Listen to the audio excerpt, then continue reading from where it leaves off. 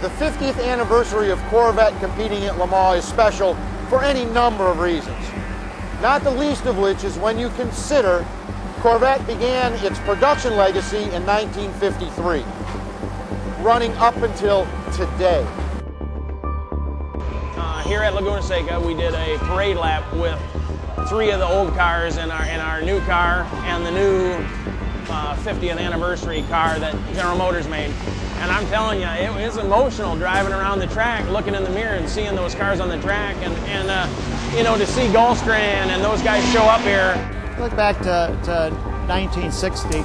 The car that was on the racetrack had a tremendous amount of production content, so it was a great opportunity for Corvette to demonstrate to the world what the car could accomplish. And those same principles are alive today. If you look at our GT2 car, a high amount of production content. It's a great opportunity for us to take our iconic Halo vehicle on the global stage and demonstrate to the world what a great product it truly is.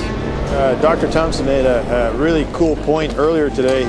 He talked about, you know, the Corvette back then, you know, beating cars 2 and 3 times the price. And when I got in this car yesterday and fired it up, the 2 things that struck me was, number one, the similarity is it's still got the great V8 sound, and 50 years later, you know, we're still beating cars that are, you know, outperforming cars that are 2 and 3 times the price. So that's a cool part of it. That's a lot of fun. Oh yeah, yeah. Corvette was then and still is America's sports car. And how do you feel looking at these guys and the record that they've achieved since the Corvette went back to Le Mans a few years ago? Well, it satisfies your life. You know, here you've spent all this time running around trying to make something happen, and these guys have done it. And so it validates your childhood, is what it really does.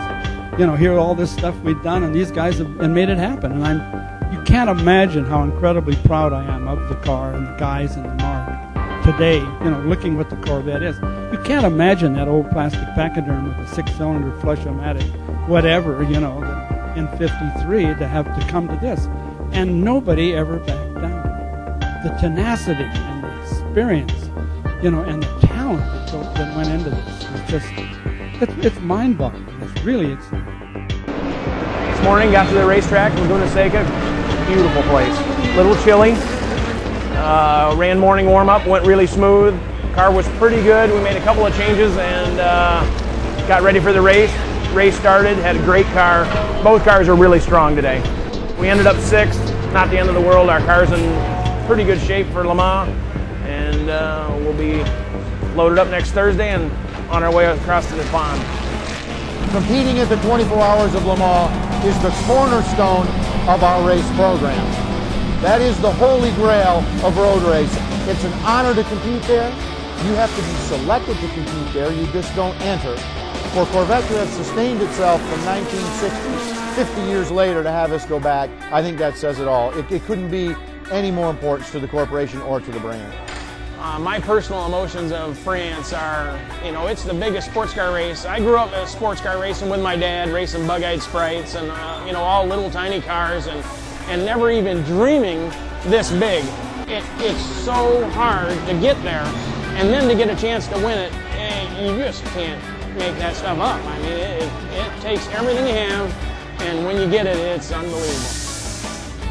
Cannot be put in words. I can't tell you today what an amazing experience it is, but to stand there on the walkover where the winners stand and look down at tens of thousands of people from all different countries, many of them wearing Corvette shirts, Corvette hats. It's truly an amazing, moving experience that I encourage everybody to do at least once in their lifetime. Any event leading up to this is getting ready for Le Mans.